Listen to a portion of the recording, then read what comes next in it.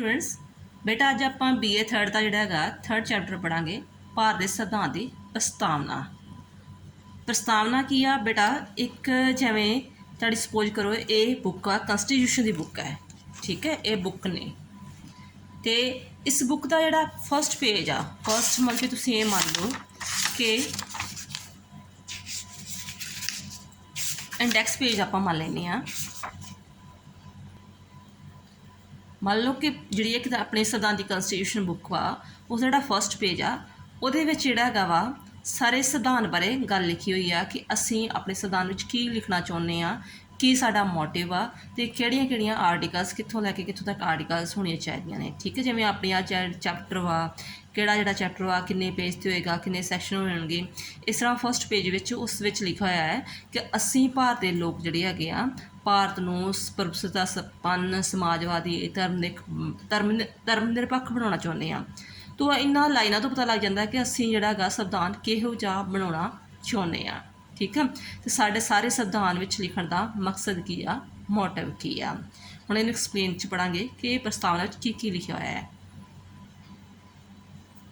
ਕਹਿੰਦੇ ਪ੍ਰਸਤਾਵਨਾ ਕੀ ਆ, ਪ੍ਰਸਤਾਵਨਾ ਕੀ ਇੱਕ ਘੋਸ਼ਣਾ ਪੱਤਰ ਆ।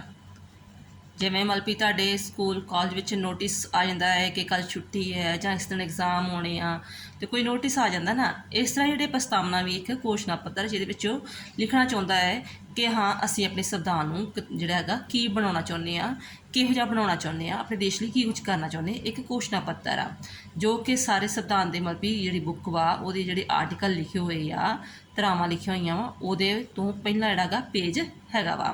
ਕਹਿੰਦੇ ਇਹਦੇ ਵਿੱਚ ਕੀ ਹੁੰਦਾ ਕਿ ਸੰਵਿਧਾਨ ਜਿਹੜੇ ਆਦਰਸ਼ ਵਾ ਜਿਹੜੇ ਉਦੇਸ਼ ਆ ਉਹ ਸ਼ਾਮਲ ਕੀਤੇ ਹੁੰਦੇ ਆ।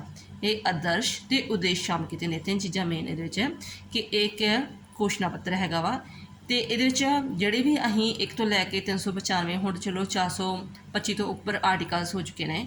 ਉਹ ਆਰਟੀਕਲ ਤੋਂ ਪਹਿਲਾਂ ਜਿਹੜੀਆਂ ਗੱਲਾਂ ਲਿਖੀਆਂ ਉਹਦੇ ਬਾਰੇ ਵਰਣਨ ਕੀਤਾ ਤੇ ਇਹ ਸਾਡੇ ਸੰਵਿਧਾਨ ਦੇ ਆਦਰਸ਼ਾਂ ਤੇ ਉਦੇਸ਼ਾਂ ਬਾਰੇ ਵਰਣਨ ਕਰਦਾ ਹੈ। ਇਸੇ ਕਰਕੇ ਜਦੋਂ ਅਸੀਂ ਫਸਟ ਪੇਜ ਵੀ ਪੜ੍ਹਦੇ ਨੇ ਆ ਤਾਂ ਸਾਨੂੰ ਯਾਨੀ ਕਿ ਗੈਸ ਹੋ ਜਾਂਦਾ ਹੈ ਜੇ ਇਨ ਕੇਸ ਫੋਰਨਰ ਵੀ ਸਾਡੇ ਕੋਈ ਕਨਸਟੀਟਿਊਸ਼ਨ ਨੂੰ ਪੜ੍ਹਦਾ ਹੈਗਾ ਵਾ ਇੰਗਲਿਸ਼ ਵਿੱਚ ਵਾ ਤਾਂ ਉਹ ਦੈਨ ਆਫਟਰ ਜਿਹੜਾ ਹੈਗਾ ਵਾ ਵੀ ਗੈਸ ਹੋ ਜਾਂਦਾ ਹੈਗਾ ਕਿ ਐਕਚੁਅਲੀ ਇਹਨਾਂ ਦਾ ਕਨਸਟੀਟਿਊਸ਼ਨ ਕਿਹੋ ਜਿਹਾ ਹੈ, ਇਹੋ ਇਹਨਾਂ ਦਾ ਦੇਸ਼ ਦਾ ਸਿਸਟਮ ਕਿਹੋ ਜਿਹਾ ਹੈ। ਇਸੇ ਕਰਕੇ ਇਸ ਨੂੰ ਜਿਹੜਾ ਹੈਗਾ ਵਾ ਸੰਵਿਧਾਨ ਦੀ ਆਤਮਾ, ਸੰਵਿਧਾਨ ਦੀ ਕੁੰਜੀ ਜਾਂ ਸੰਵਿਧਾਨ ਦਾ ਸ਼ੀਸ਼ਾ ਕਹਿ ਦਿੰਦੇ ਆ। ਵੇਖੋ ਨਾ ਜਿਵੇਂ ਮਤਲਬ ਵੀ ਕਹਿ ਲਓ ਸਰੀਰ ਤੋਂ ਬਿਨਾਂ ਆਤਮਾ, ਜੇਕਰ ਆਤਮਾ ਜਿਹੜੀ ਹੈਗੀ ਆਤਮਾ ਨਹੀਂ ਹੈਗਾ ਤਾਂ ਸਰੀਰ ਬੇਕਾਰ ਆ। ਇਸ ਤਰ੍ਹਾਂ ਜੇ ਘੋਸ਼ਣਾ ਪੱਤਰ ਨਹੀਂ ਹੈਗਾ, ਪ੍ਰਸਤਾਵਨਾ ਨਹੀਂ ਹੈਗਾ ਤਾਂ ਕਹਿੰਦੇ ਉਹ ਸੰਵਿਧਾਨ ਜਿਹੜਾ ਨਹੀਂ, ਉਹਦੀ ਵੈਲਿਊ ਨਹੀਂ ਹੈਗੀ ਵੀ ਮਕਸਦ ਲਈ ਨਹੀਂ ਪਤਾ ਲੱਗਦਾ ਕਿ ਐਕਚੁਅਲੀ ਸੰਵਿਧਾਨ ਕਹਿਣਾ ਕੀ ਚਾਹੁੰਦਾ ਹੈ।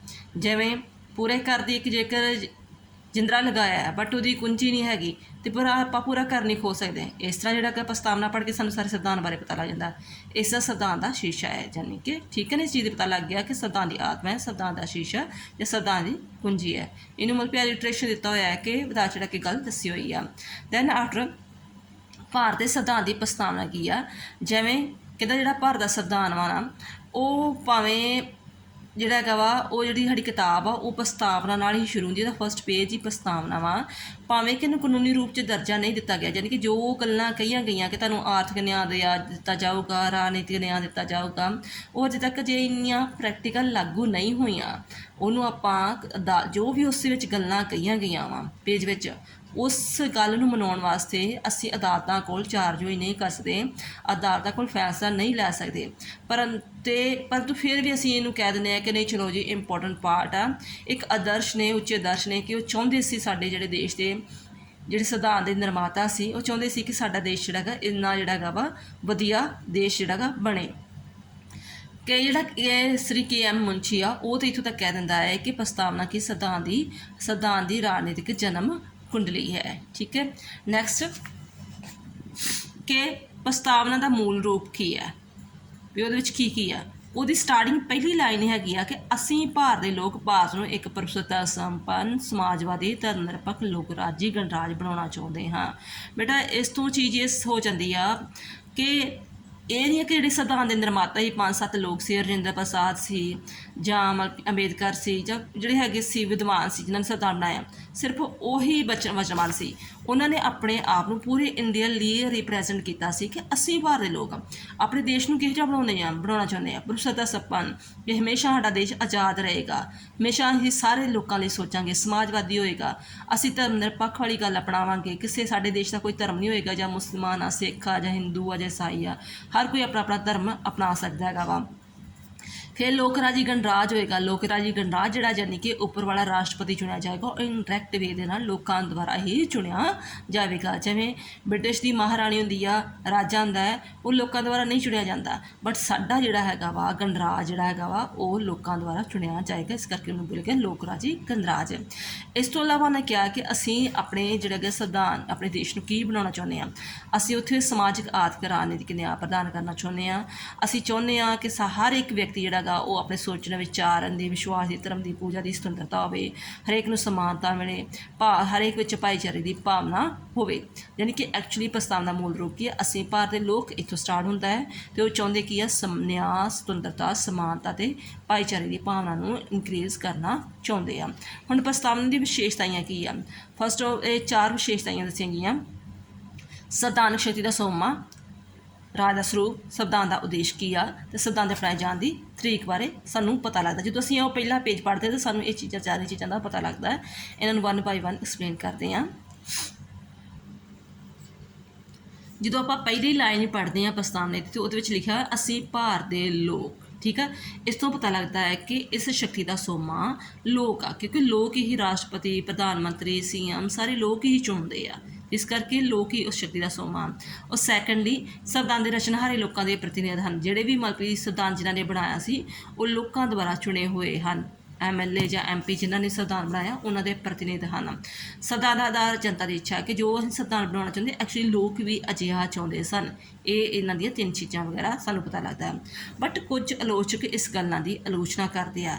Reason Ki? First of all ਕਿਉਂਕਿ ਸੰਵਿਧਾਨ ਸਭਾ ਦਾ ਨਿਰਮਾਣ ਬਾਲਗਮਤ ਅਧਿਕਾਰ ਦੇ ਆਧਾਰ 'ਤੇ ਨਹੀਂ ਕੀਤਾ ਗਿਆ ਸੀ।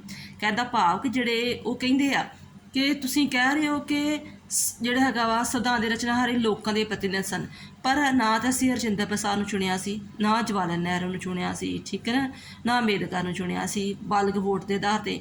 ਫਿਰ ਉਹ ਕਿਵੇਂ ਸਾਡੇ ਪ੍ਰਤੀਨਿਧ ਹੋਏ? ਠੀਕ ਆ।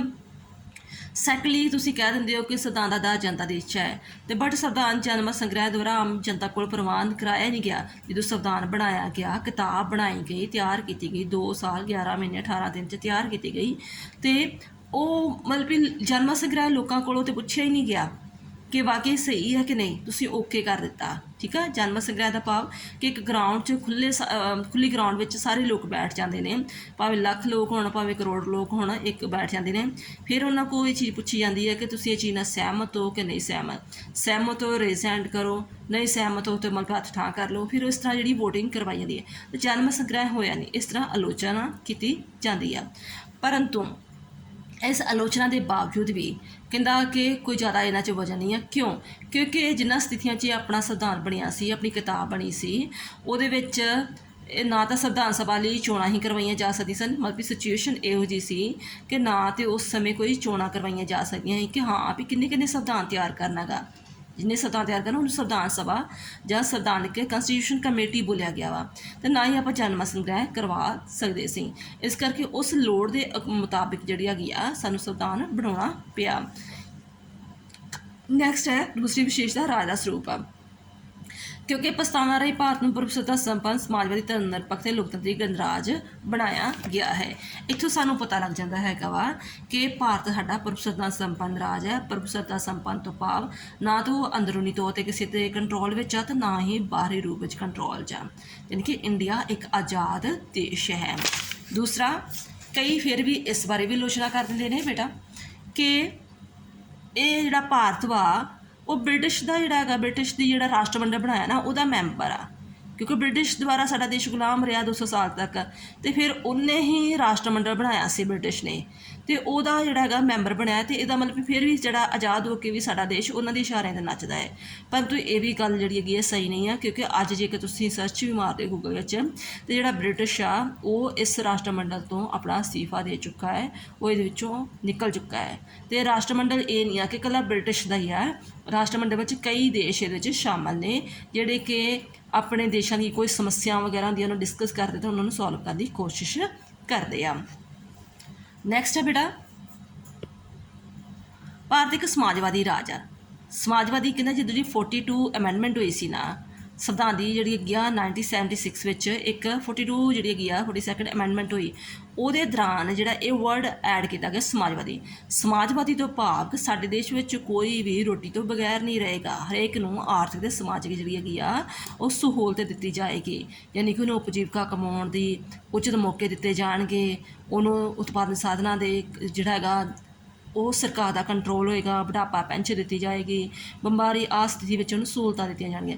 ਯਾਨੀ ਕਿ ਮੈਕਸੀਮਮ ਜਿਹੜੀਆਂ ਹੈਗੀਆਂ, ਜੇਕਰ ਕੋਈ ਬੇਰੁਜ਼ਗਾਰ ਵਾ ਜਾਂ ਅੰਗਹੀਣ ਆ, ਬੱਚਾ ਹੈ ਜਾਂ ਔਰਤ ਹੈ, ਵਿਡੋ ਔਰਤ ਆ, ਉਹਨੂੰ ਜਿਹੜੇ ਸੈਲਫ ਡਿਪੈਂਡੈਂਟ ਨਹੀਂ ਹਜੇ ਹੋ ਸਕਦੇ ਹੈਗੇ ਕਿਸੇ ਸਿਚੁਏਸ਼ਨ ਦੇ ਕਾਰਨ, ਉਹਨੂੰ ਸਰਕਾਰ ਹੈਲਪ ਕਰੇਗੀ। ਅਤੇ ਇਹਦਾ ਮਤਲਬ ਵੀ ਸਾਡੇ ਅਸੀਂ ਆਪਣੇ ਦੇਸ਼ ਨੂੰ ਸਮਾਜਵਾਦੀ ਬਣਾਉਣਾ ਚਾਹੁੰਦੇ ਹਾਂ। ਇਸੇ ਚੀਜ਼ ਨੂੰ ਧਿਆਨ ਵਿੱਚ ਰੱਖ ਕੇ ਬਾਅਦ ਵਿੱਚ 44 ਅਮੈਂਡਮੈਂਟ ਹੋਈ, ਠੀਕ ਆ। ਪਹਿਲਾਂ 42 ਅਮੈਂਡਮੈਂਟ ਹੋਈ। ਅਮੈਂਡਮੈਂਟ ਦਾ ਮਤਲਬ ਦੇਖੋ ਚੇਂਜ ਲਿਆਉਣਾ ਕਿਸੇ ਚੀਜ਼ ਵਿੱਚ, ਅਤੇ ਫਿਰ ਉਹਦੇ ਵਿੱਚ ਨਿਰਦੇਸ਼ਕ ਸਿਧਾਂਤ ਜਿਹਨੂੰ ਆਪਾਂ ਡਾਇਰੈਕਟਿਵ ਪ੍ਰਿੰਸੀਪਲ ਕਹਿ ਦਿੰਦੇ ਹਾਂ, ਉਹ ਇਹਦੇ ਵਿੱਚ ਸ਼ਾਮਲ ਕੀਤੇ ਗਏ। ਅਤੇ ਡਾਇਰੈਕਟਿਵ ਪ੍ਰਿੰਸੀਪਲ ਵਿੱਚ ਤੁਹਾਨੂੰ ਪਤਾ ਹੈ ਉਹ ਸਾਡੇ ਦੇਸ਼ ਦੇ ਕਲਿਆਣਕਾਰੀ ਬਾਰੇ ਗੱਲਾਂ ਕੀਤੀਆਂ ਗਈਆਂ ਹੋਈਆਂ, ਉਦਾਰਵਾਦੀ, ਗਾਂਧੀਵਾਦ, ਰਾਸ਼ਟਰਵਾਦ, ਸਮਾਜਵਾਦ, ਇਹ ਚੀਜ਼ਾਂ ਜਿਹੜੀਆਂ ਉਹਦੇ ਵਿੱਚ ਸ਼ਾਮਲ ਕੀਤੀਆਂ ਗਈਆਂ ਵਾ। ਨੈਕਸਟ ਹੈ ਬੇਟਾ,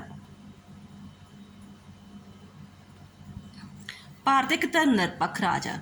ਭਾਰਤ ਕਹਿੰਦਾ ਜਿਹੜਾ ਪ੍ਰਸਤਾਵਨਾ ਰਾਹੀਂ ਭਾਰਤ ਨੂੰ ਧਰਮ ਨਿਰਪੱਖ ਰਾਜ ਤੱਕ ਬਣਾਇਆ ਗਿਆ, ਇਸੇ ਚੀਜ਼ ਨੂੰ ਪ੍ਰੈਕਟੀਕਲ ਲਾਗੂ ਕਰਨ ਲਈ ਸਾਡੇ ਸੰਵਿਧਾਨ ਵਿੱਚ ਧਾਰਾ 25 ਤੋਂ ਲੈ ਕੇ 28 ਤੱਕ ਜਿਹੜਾ ਹੈਗਾ ਵਾ ਧਾਰਮਿਕ ਅਧਿਕਾਰ ਜਿਹੜੇ ਹੈਗੇ ਆ ਦਿੱਤੇ ਗਏ ਹਨ। ਨੈਕਸਟ ਹੈ, ਭਾਰਤ ਇੱਕ ਲੋਕਤੰਤਰੀ ਰਾਜ ਆ। ਪ੍ਰਸਤਾਵਨਾ ਰਾਹੀਂ ਭਾਰਤ ਨੂੰ ਇੱਕ ਲੋਕਤੰਤਰੀ ਰਾਜ ਘੋਸ਼ਿਤ ਕੀਤਾ ਗਿਆ। ਲੋਕਤੰਤਰੀ ਦਾ ਭਾਵ ਜਿੰਨੇ ਵੀ MLA, MP, ਪ੍ਰਧਾਨ ਮੰਤਰੀ, CM ਜਿੰਨੇ ਵੀ ਸਾਡੇ ਦੇਸ਼ ਨੂੰ ਚਲਾ ਰਹੇ ਨੇ, ਜਾਣੀ ਕਿ ਪ੍ਰਤੀਨਿਧ ਵਾ, ਉਹ ਬਾਲਗ ਵੋਟ ਦੁਆਰਾ ਚੁਣੇ ਜਾਣਗੇ। ਬਾਲਗ ਵੋਟ ਦੁਆਰਾ ਚੁਣੇ ਜਾਣਗੇ, ਜਿਹਨੂੰ ਆਪਾਂ ਇੰਗਲਿਸ਼ ਵਿੱਚ ਬੋਲਦੇ ਹਾਂ ਯੂਨੀਵਰਸਲ ਅਡਲਟ ਫਰੈਂਚਾਈਜ਼, ਠੀਕ ਆ। ਜਿੰਨੇ ਵੀ ਰਿਪਰੈਜ਼ੈਂਟੇਟਿਵ ਆ ਉਹ ਜਿਹੜੇ ਹੈਗੇ ਆ ਵੋਟਾਂ ਦੁਆਰਾ ਚੁਣੇ ਜਾਣਗੇ। ਇਸ ਤੋਂ ਇਲਾਵਾ 12 ਤੋਂ ਲੈ ਕੇ ਆਰਟੀਕਲ ਜਿਹੜਾ 12 ਆ, 12 ਤੋਂ ਲੈ ਕੇ 35 ਤੱਕ ਜਿਹੜੇ ਹੈਗੇ ਆ ਸਾਡੇ ਫੰਡਾਮੈਂਟਲ ਰਾਈਟਸ ਬਾਰੇ ਵੀ ਗੱਲ ਕੀਤੀ ਗਈ ਆ, ਠੀਕ ਆ। ਇਸ ਤੋਂ ਇਲਾਵਾ ਆਰਟੀਕਲ 36 ਤੋਂ ਲੈ ਕੇ 51 ਤੱਕ ਜਿਹੜੇ ਗਿਆ ਜਿਹੜੇ ਡਾਇਰੈਕਟਿਵ ਪ੍ਰਿੰਸੀਪਲ ਆ ਉਹਨਾਂ ਬਾਰੇ ਵਰਣਨ ਕੀਤਾ ਗਿਆ। ਇੱਥੋਂ ਪਤਾ ਲੱਗ ਜਾਂਦਾ ਹੈ ਕਿ ਸਾਡਾ ਦੇਸ਼ ਜਿਹੜਾ ਹੈਗਾ ਲੋਕਤੰਤਰੀ ਰਾਜ ਆ। ਨੈਕਸਟ ਆ ਕਿ ਭਾਰਤ ਗਣਰਾਜ ਆ। India is a republic. Republic ਕਿਵੇਂ ਆ? ਕਿੱਦਾਂ ਪ੍ਰਸਤਾਵਨਾ ਅਨੁਸਾਰ ਭਾਰਤ ਨੂੰ ਗਣਰਾਜ ਵੀ ਬਣਾਇਆ ਗਿਆ ਵਾ। ਗਣਰਾਜ ਤੋਂ ਭਾਵ ਕੀ ਆ? ਗਣਰਾਜ ਉਹ ਸਰਕਾਰ ਆ ਜਿਹਦੀਆਂ ਸ਼ਕਤੀਆਂ ਦਾ ਸੋਮਾ ਜਨਤਾ ਹੈ, ਜਿਹਦੀਆਂ ਸ਼ਕਤੀਆਂ ਮਿਲੀਆਂ ਉਹ ਜਨਤਾ ਦੁਆਰਾ ਮਿਲੀਆਂ ਹੋਈਆਂ ਵਾ, ਠੀਕ ਆ। ਅਤੇ ਉਹ ਅਤੇ ਜਿਸ ਦਾ ਰਾਜ ਪ੍ਰਬੰਧ ਉਹਨਾਂ ਲੋਕਾਂ ਦੁਆਰਾ ਚਲਾਇਆ ਜਾਂਦਾ ਹੈ ਜੋ ਆਪਣੇ ਉੱਚ ਪਦ ਉੱਪਰ ਜਨਤਾ ਦੀ ਇੱਛਾ, ਸੀਮਤ ਜਾਂ ਚੰਗੇ ਵਿਆਹ ਤੱਕ ਰਹਿੰਦੇ ਆ। ਮਤਲਬ ਜੋ ਪ੍ਰਧਾਨ ਮੰਤਰੀ, CM, ਪ੍ਰੈਜ਼ੀਡੈਂਟ ਚੁਣੇ ਗਏ ਆ ਉਹ ਲੋਕਾਂ ਦੁਆਰਾ ਇੰਡਾਇਰੈਕਟ ਵੇ ਨਾਲ ਚੁਣੇ ਗਏ ਆ, ਅਤੇ ਜੇਕਰ ਉਹ ਸਹੀ ਤਰ੍ਹਾਂ ਕੰਮ ਨਹੀਂ ਕਰਨਗੇ ਤਾਂ ਉਹਨਾਂ ਨੂੰ ਗੱਦੀ ਤੋਂ ਲਾ ਵੀ ਸਕਦੇ ਨੇ। ਇਹ ਉਹਦੀਆਂ ਹੋ ਗਈਆਂ 2 ਵਿਸ਼ੇਸ਼ਤਾਵਾਂ ਬੇਟਾ। ਥਰਡ ਹੈਗਾ ਸੰਵਿਧਾਨ ਦਾ ਉਦੇਸ਼ ਕੀ ਆ। ਸੰਵਿਧਾਨ ਦਾ ਉਦੇਸ਼ ਕੀ ਆ? ਦੇਸ਼ ਵਿੱਚ ਨਿਆਂ ਪ੍ਰਬੰਧ ਪੈਦਾ ਕਰਨਾ। ਪ੍ਰਸਤਾਵਨਾ ਅਨੁਸਾਰ ਸਭ ਤੋਂ ਪਹਿਲਾ ਉਦੇਸ਼ ਕਿ ਸੰਵਿਧਾਨ ਵਿੱਚ ਨਿਆਂ ਸਥਾਪਿਤ ਕਰਨਾ। ਨਿਆਂ ਕਿਹੋ ਜਿਹਾ ਹੋਵੇ?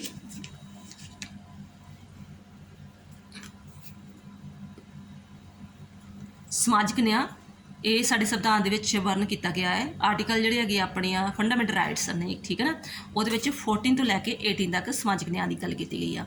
ਦੈਨ ਆਫਟਰ ਆਰਥਿਕ ਨਿਆਂ, ਉਹ ਸਾਡੇ ਜਿਹੜੇ ਹੈਗੇ ਆ ਆਰਟੀਕਲਸ 38, 39, 41 ਵਿੱਚ ਆਰਥਿਕ ਨਿਆਂ ਦੀ ਗੱਲ ਕੀਤੀ ਗਈ ਆ।